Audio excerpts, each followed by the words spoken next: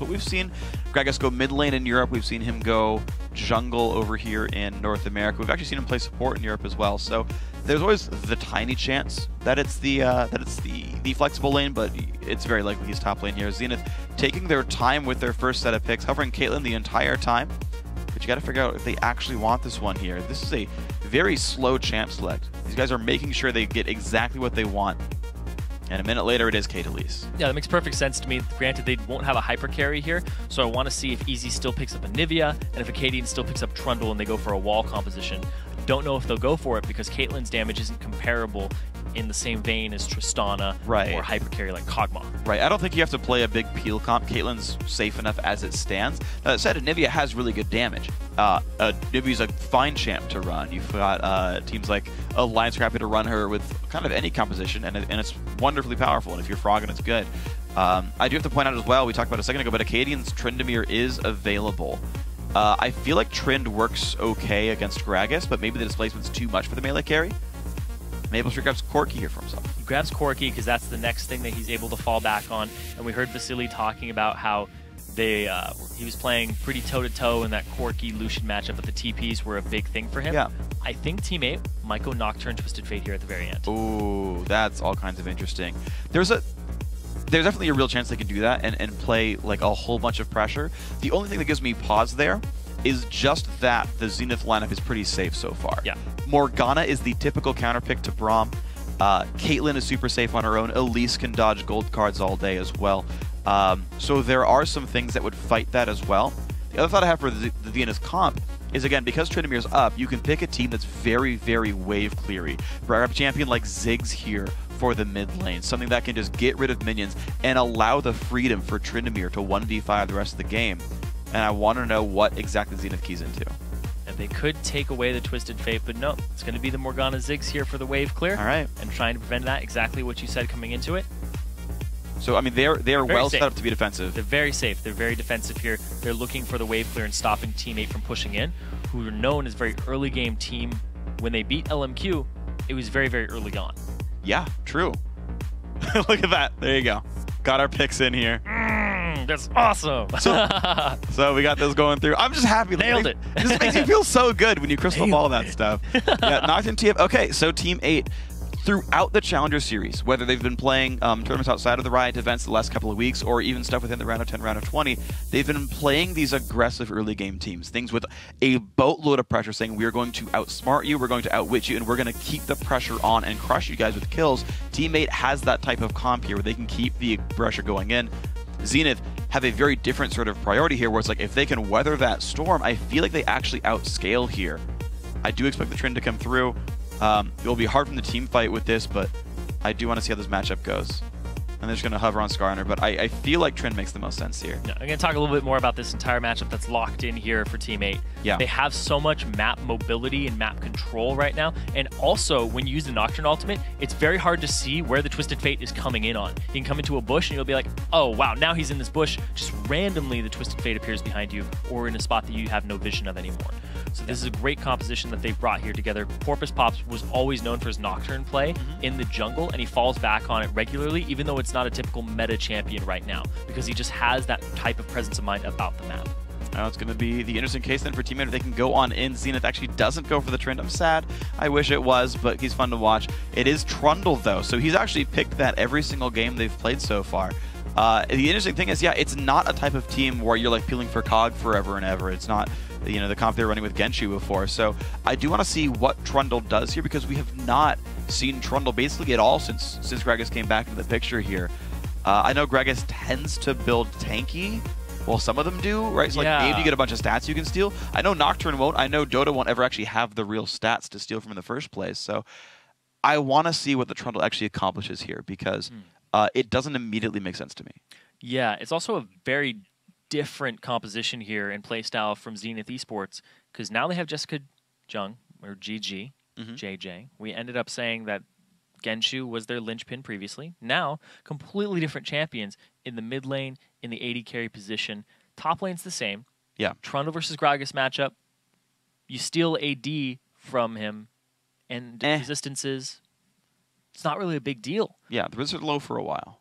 this is going to be something we're going to have to keep a big eye on because California Trolls likes to run away with the game, and he's going to have a lot of assistance from his jungler and mid laner. It is a very sustaining lane for what it's worth. I'm just kind of still going through Both, the mind process in this one. Yeah, so we'll have to see what it ends up being. I do think that a little bit more AP-based Gragas's have tended to be a bit stronger than the full tanks. Just, I mean, maybe they can get the displacement going. Maybe that'll work out.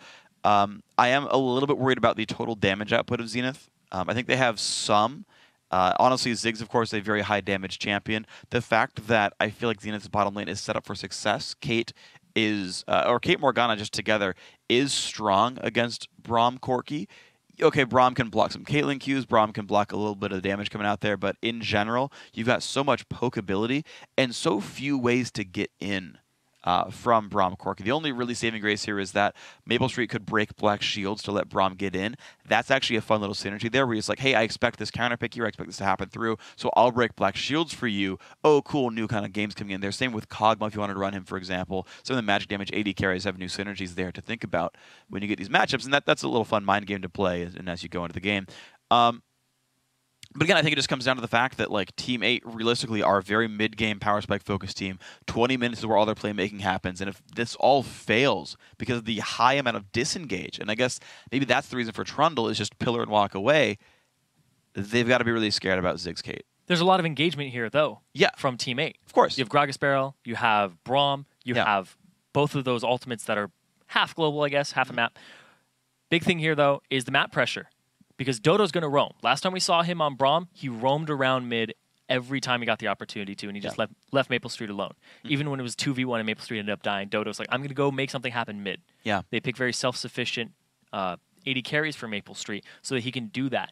Dodo, I want to see if he sticks to that game plan, because that's why they pick Braum for the slow on the Winter's Bite and then the stun follow-up. And honestly, I think it makes a ton of sense to do it that way. I mean, you think about the synergies he has. Stand Behind Me can be one of the best aggressive skills in the game.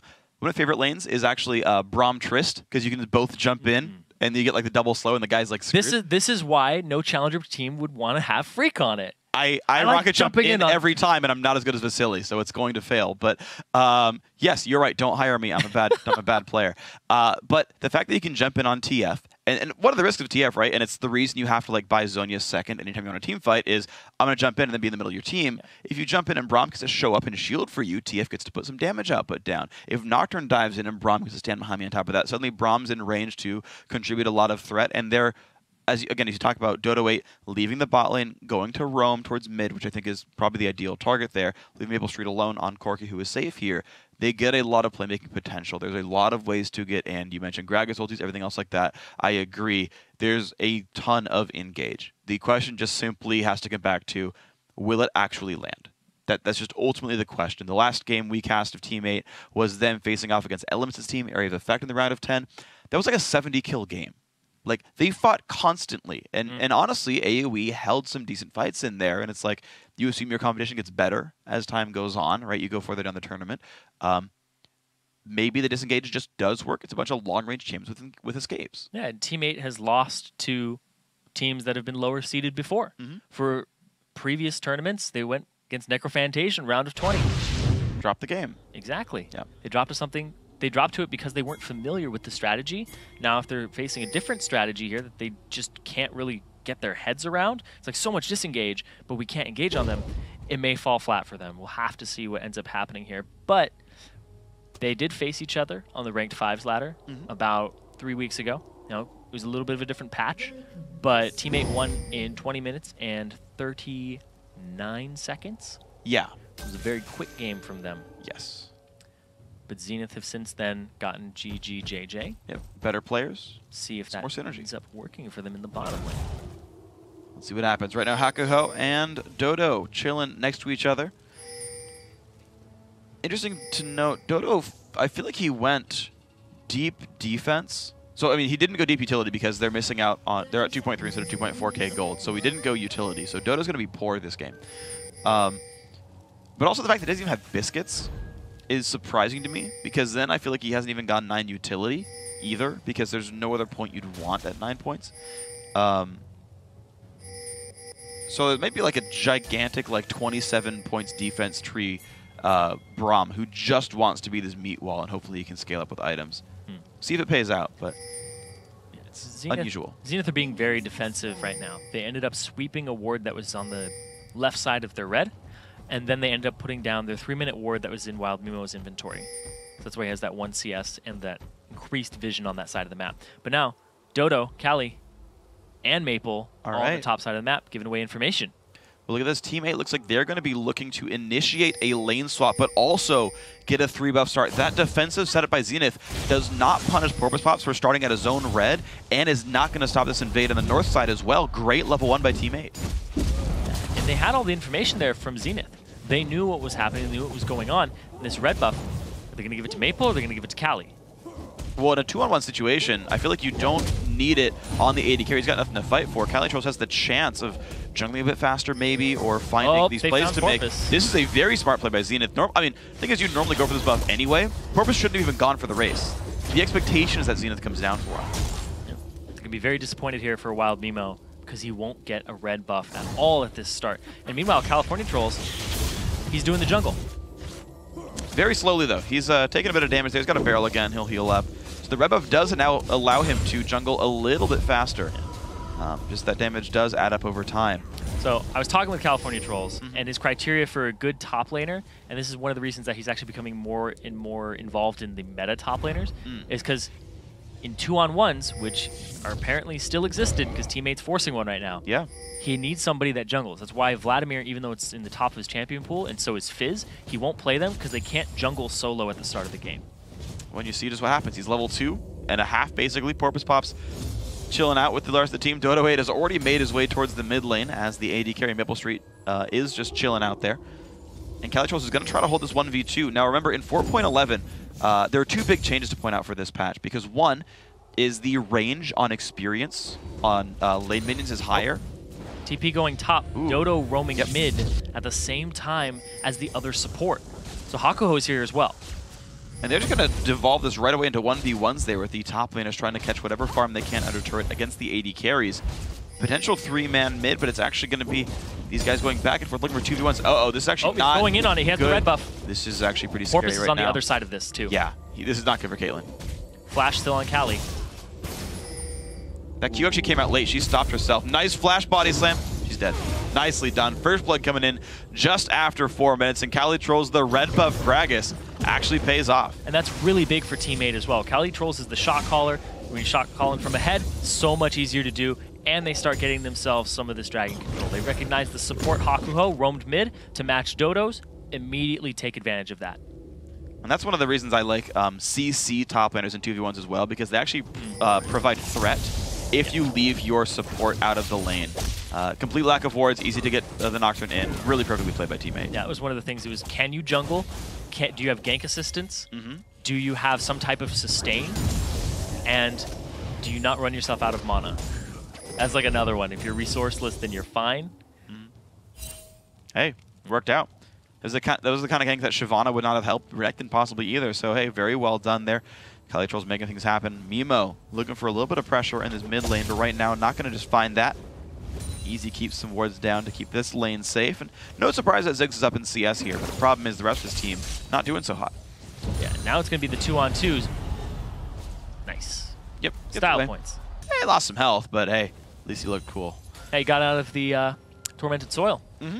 So didn't take that extra damage. Not so much torment for him. Yeah, Gragas actually heading up top right now. Maplestreet backed, and he's going to go ahead and go bottom, and they're swapping it back. It's interesting. So they really, really, really want the 2-on-1s. Kaylin Morgana, it makes a lot of sense. It's one of the best lanes you can have against Braum Corki. So you hide from the matchup, let Maplestreet farm somewhere else, have Braum's Qs be able to do something useful. Well, another thing is at the same time, if you're a very practiced team, again, and you're scrimming high-level opponents, like Team 8 scrims a lot of really good teams, and you will 2v1 lane swap just to practice it. If you're Zenith eSports and you're not getting the same type of practices in, it's hard for you to learn. Absolutely. And then you're kind of learning on the fly while you're doing it in a very high-stress situation, so the calls get very panicked. And you got to hope that your shot caller still knows how these all play out. And right now, you're seeing a 900 gold lead for Team 8 just based on this early laning phase. The first blood is 600 of that, but another 300 just comes from the fact that they're winning just their farm game here. Yeah, Calitrolls 15 CS up, a kill up right now, and he's able to do a ton of damage to the support. They actually wrestled themselves dragon control by doing this move. And Porpoise is in a great situation to gank wherever he wants. Also at the same time, Slushie just hitting 6, having the flash and the ghost. If he wants to gank Acadian, he can try and go for it. If he wants to gank top, he can go for that. There's a lot of options here for Team 8 with this open map and the fact that lane swap's in their favor. Well, right now, top lane not available till they get their jungler around Nocturne. Porpoise Pops is making his way towards level 6. This is now the available dive. They would have a 3-on-1 if they went for this one. Right now, he's still holding on to the lane. Turret is taking not a ton of damage. Maple's more interested in harassing Acadian than killing this turret here. Teammate happy to play a little bit slower of a game and just extend this laning phase to build bigger advantages. Another thing that's jumping out at me right now is Porpoise Pops has Quill Coat. He's not going for the Lizard Elder at all in the jungle on a Nocturne.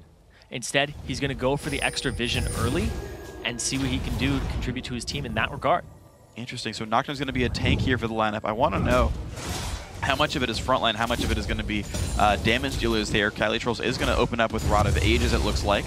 Blue buff does get stolen away very nicely by Team 8, but they've got their Druid lane down there. That's pretty standard. Now they pick up towards Dragon. Calitrolls has his teleport, so even if they get the Dragon, he can TP up to that top lane and not really lose any CS. They're keeping GGJJ up in that top lane. No teleport on that Caitlyn. No way to get there. I've seen Altec run that once, and it didn't actually work out for the guys. That was back in the Challenger Series last split, but here we go. Team 8 happy to crush this Dragon down rather quickly. More gold coming in.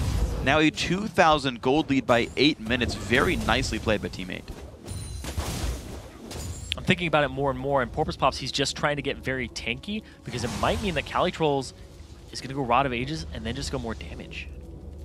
Yeah, I mean, that's what I was trying to think about, of kind of piercing the champions together, because, and that's cool to look for. I do like AP Gragas. It's a bit weaker than it was back in the day, but that's fine. He was kind of overpowered, so I'm okay with that being less optimal.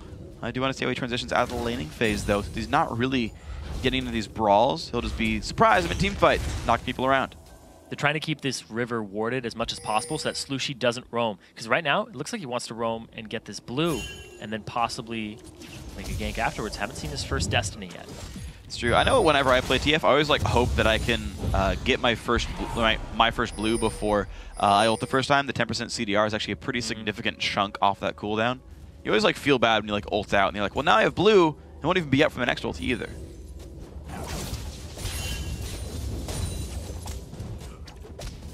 Watching the map movements of both teams, having the river completely covered, and look at that. As soon as that ward gets cleared out, Calitrolls is there to answer and clear it up, and now Hakuho will probably, put another one in there. Great. They're trying to keep these warded so that TF can't roam, and then when he does, they'll see it coming.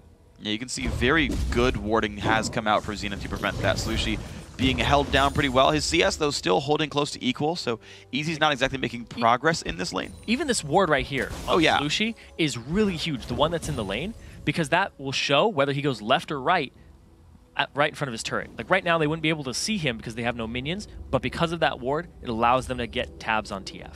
And so because of that, Acadian is actually safe to stand under his turret down at the tier 1 of the bottom lane. So all kinds of good things for Zenith. The problem is they just haven't been able to make any aggressive moves themselves, while Team 8 has taken both blue buffs this time around, the 7-minute blue buffs. They had a 3-buff start at level 1 as well. So, and of course the Dragon's down on top of that one. So every single place I look, Team 8 are outplaying this. Yeah, Acadian down in CS, down in levels right now over California Trolls, who's doing really well and actually thriving. He's a top laner who got lane swapped on, 84 CS at 10 minutes, 20 seconds. That's pretty good. That's ridiculous. Usually you'll see somebody around where Acadian is. Yeah, he's got Slushie's minion score, and he's never been put in a 2v1. Yes. That's some impressive stuff. Well played by this man right here. Gragas now going into the enemy jungle just a little bit. Didn't get too much ward coverage for anything, but certainly walked by a bunch of the enemies. So they just got the bottom turret. Now what's most likely going to happen is they will group mid, try to take that turret. California Trolls will split push top or join depending on the situation and his teleport status. They'll take mid, then try to go for Dragon. This is like the next 5 minutes or 3 minutes set up for Team 8. We'll see if they can make that one happen. Actually, then they might group 4 mid and just put Maple bottom like they usually do. Oh, right, yeah. the original split pusher of Team 8. They're 80 carry. Why the heck not? Right now, actually looks like Recall is going to come in first. It's been a while since Maple's shopped, So he's got most of Triforce to put into his inventory right here. I think Fade Sheen would come through. Slushie looking top. Acadian hasn't. He just ultied now. Ooh, flash away, flash gold card. Good damage comes through. Now Acadian trying to run away. One more attack. Here comes the 6 bomb plus the damage from Elise. Mimo actually solos him out nicely. Counterattack here by Zenith. But there comes Nocturne. Gets to Easy. Easy just hops the wall safely.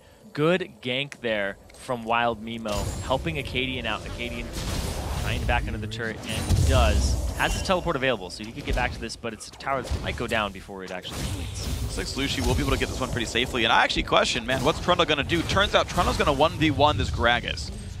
Acadian won that fight straight up. It's like, man, he's down 40 minions. Man, he got so ripped apart at level 1. P.S. He just won the 1v1. Yeah. Incredible dueling potential in Trundle with his ultimate and just all of his abilities synergizing together with the heal. Doesn't even have Blade of the Ruined King completed. He's that with Cutlass. Yeah, it's going to be very, very scary.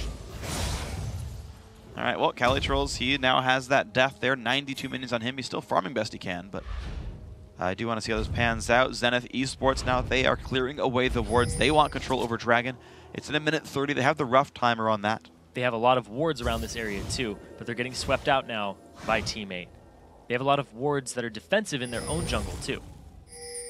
And there's the aggro onto the blue buff. OddONe is around with the team. It's going to be the recall. No, sorry, the teleport in from Trundle. He's joined this fight. Agoho wants in on Porpoise Pops. That is a stun and a pillar now onto the Nocturne. He's forced to flash away, but he goes down. There's a Nocturne coming for Acadian. Maplestreet joins the battle as well. This fight is a 5-on-4, but Zenith are pushed away. The jump on in. Trundle falls. So does Elise.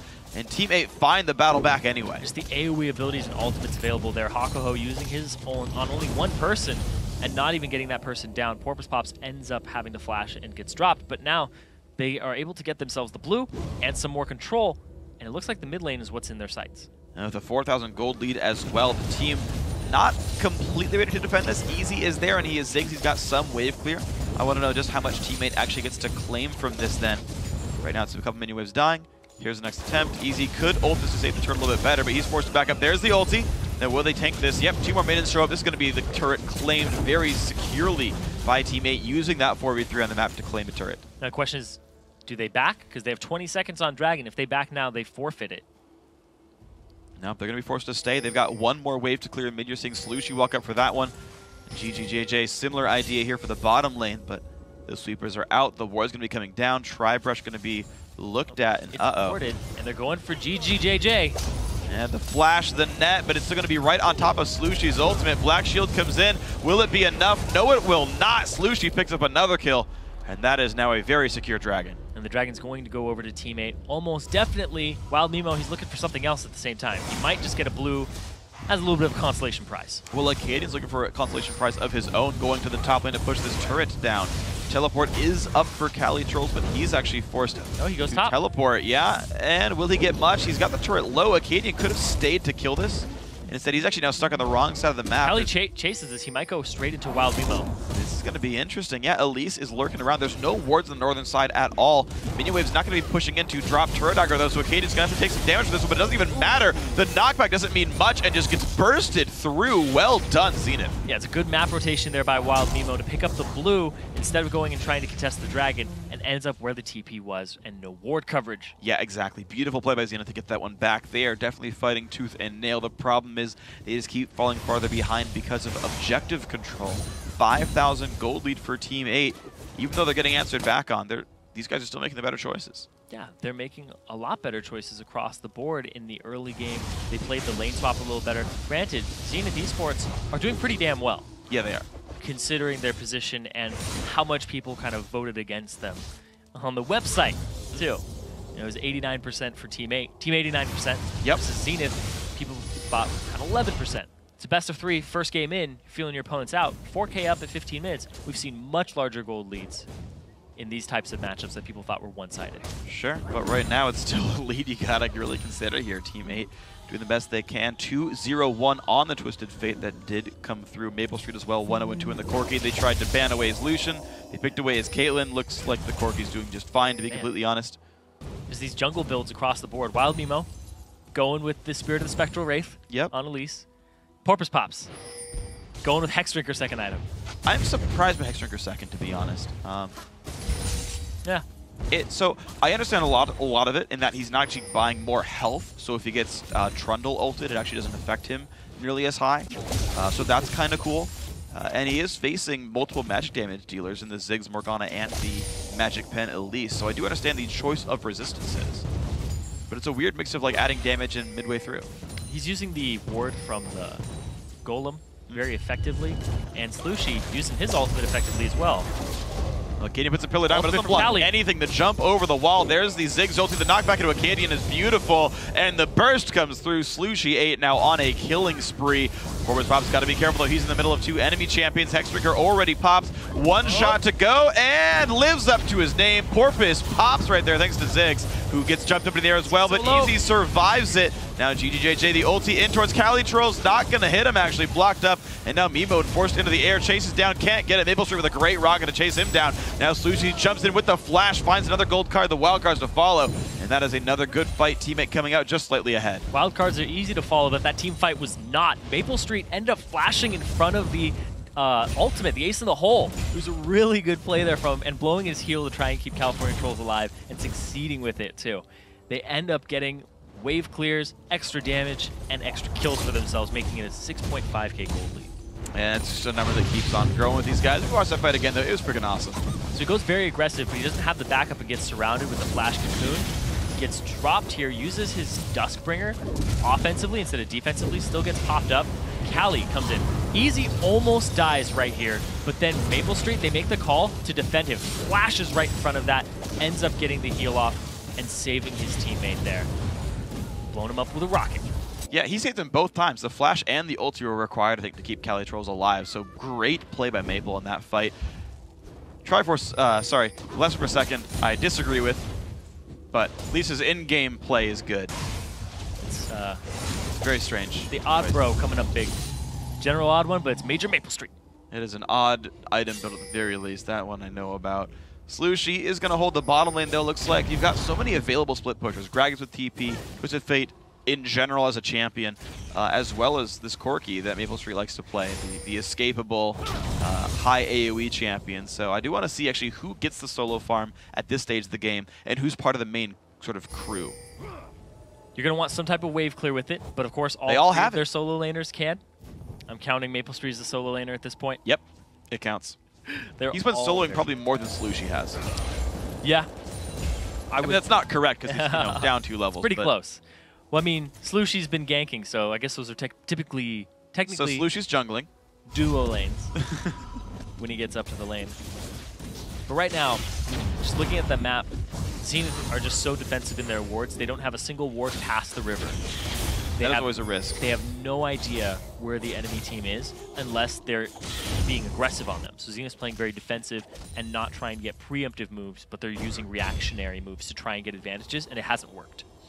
It hasn't so far, but just maybe you catch someone out in the right spot and suddenly everything falls into place. That's going to be the hope here for Zenith. They need something to get them back into this game. Constantly playing passively and waiting for a better late game is not a real scenario for these guys. GG. He's got nowhere to go. This is not happy for the Caitlyn. EQ comes out, but wildcards will miss, so it is a solo kill. But a kill nonetheless for a TF ulti is worth it. Yeah, and you have to be very defensive against this team. Zenith eSports, with their composition, is all wave clear and just defensive power, and the fact that you have all these globals. You just saw it right there. You get picked off if you overextend. Wards can't help you in that case. What's weird about Teammate is they don't have to play super crazy push speed, because if you actually do fight out in a lane like we just saw the Caitlyn there, it allows you to get these TF ultis in, these ganks, if you can actually kind of pull the lanes down and look for these isolated matchups. But with her down, with the ulti down as well, it's time to push in. But the more sort of blank space they create on the map, the more chances there are for Slushy to pick somebody off. Getting themselves a turret in the bottom lane. It's a duo lane split push. And it's much easier to split push when you're ahead. You just use those people who nobody can really 2v2 or 1v1, and then you just cause pressure that has to be answered with a bit of a lopsided numbers. All right, now though, Teammate with the lopsided numbers down here. 3v0 on the Dragon, no problem at all. Ah, he missed the cannon. That's happened a lot this game. I saw California Trolls miss a cannon up top, underneath turret. You know who doesn't miss cannons? Braum. He's got a relic shield. Actually, he's got a Targon's Brace now. No, now he's got to face the mountain. He just bought. I eventually got there. I was a little bit behind the times. Boom, all of them. A little slow. But 200 extra damage in the execute. Pretty easy. So far he's gotten him. Just saying. Some supports miss it, though. For Thresh, it's hard. Yeah, Thresh it is hard. I'm always afraid when I have like a Thresh in solo queue, and I'm like, all right, you open Targons. Like, I'll trust you to last at the cannon, but don't screw me here. And usually it works out. My faith is usually well placed in my teammates. Is that why you are not in Challenger? It's all those Thresh lanes? Yeah, it's always the support's fault. I played perfectly every single game. Yeah, never blame me. I take back all of my previous comments. Yep, I'm perfect. Cali_Trolls is trying to get ward control for himself, though, on this top side. He's going with the Sheen second, so that might be the Iceborne, the Groa Iceborne build that was sort of the first build I think we were seeing with Gragas. I think it's actually definitely one of the best ones here. It's the ones we were seeing in Korea. A lot of people in NA, when they were trying to pick up Gragas, didn't go for that build. Some people went Athene's top. It was like, okay, kind of not the best build. Then when we started seeing the Roa come out, it was like, okay, now he feels good because it gives him every stat he could possibly want. Yep. And the fact that a health gives him more damage on his W too. True. All kinds of painful stuff here. So Gragas is going to be the top lane split pusher. It is. Back. What? It's percent of their HP. Yeah, percent of their HP. But it does give you more health on your passive, basically. Yeah, and health gives him more damage because he's alive longer. Boom. There you go. Synergy. Found it. The 1-3-1 split push, though, TF does stay in the mid lane so he can reach everybody. Forwards Pops takes a fair bit of damage. The binding comes through. Wildcards hits him from his own team. Doesn't deal damage, but exists. Got to cheat at the poker hand. Yep. See what his teammate was rocking. A gold card. I haven't seen Slushy miss a card lock, actually, this game. Oh, he's really good at that. Yep. Slushy is actually a fantastic mid laner. Like, since we're talking about LP, he's D1 45 LP, but that's definitely not reflective of his skill level. Yep. He's playing pretty much perfectly this game, and he's been one of the big forces for his team overall. 4-0-2 in this game, holding up in CS versus a Ziggs, which is a pretty good mark for a player.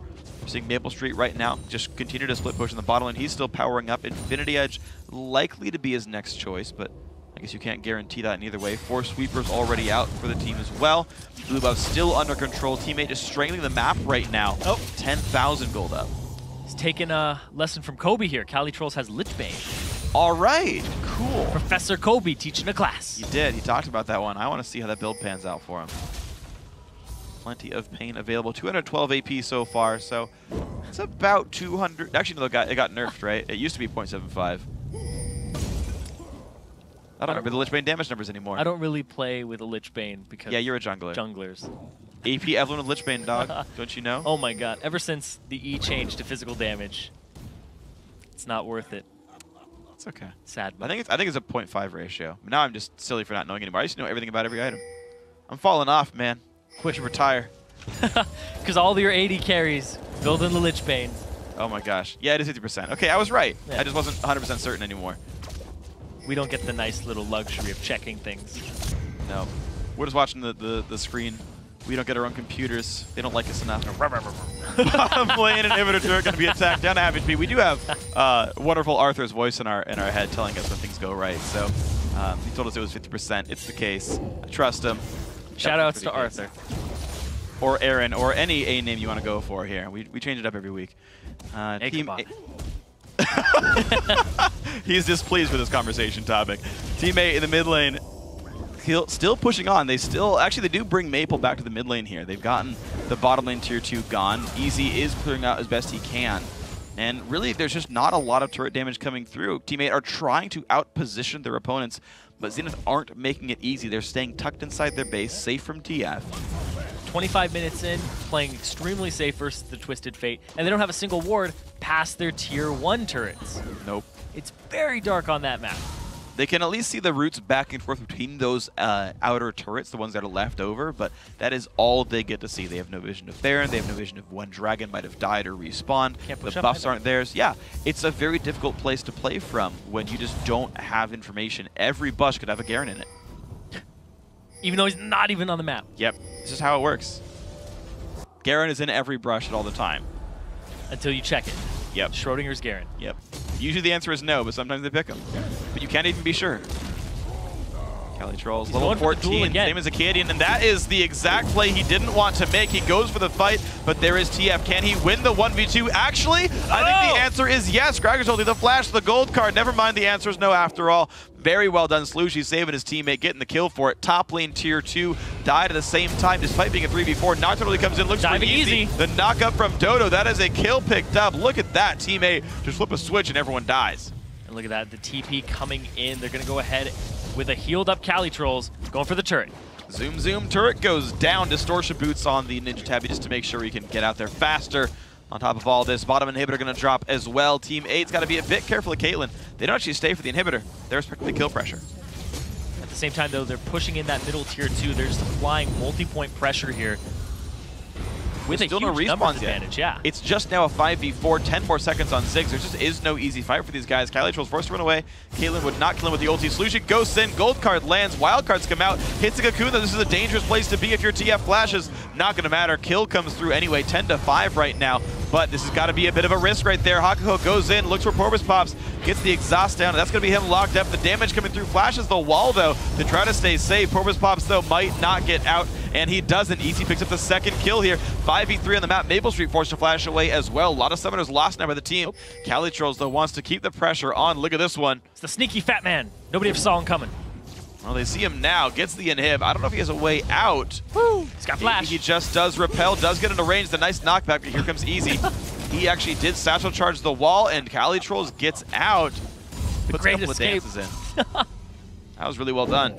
He's not even going to run away. He wants more. He's creating enough pressure that there's really no Baron attempt possible for these guys. The minions would flood in too quickly. So Team 8, they do go overall down in that fight, but it's 2 inhibitors dead. That's all but the game. Things that Cali Trolls does seem really reckless when you just watch them. You're like, that was super calculated. Maybe. We were watching his Lee Sin all the time. He kept going in every time. I remember To be fair, he had like the most deaths that game. That's anyone true. On his team. I was talking with some bronze players, and they were like, man, it's Lee Sin after my own heart. He makes bronze plays with challenger skill levels, so they always work out. It's pretty great. It is, whenever he presses Q, it just hits it again. Oh, yeah. You can't even make the choice. It just automatically reactivates. He bound that. It's a macro. It just hits Q twice whenever he presses it. Porpoise Pops? Yeah! Spell Shield. Still gives 30 gold to the Morgana, though. He just walked all over that tormented soil. Yep.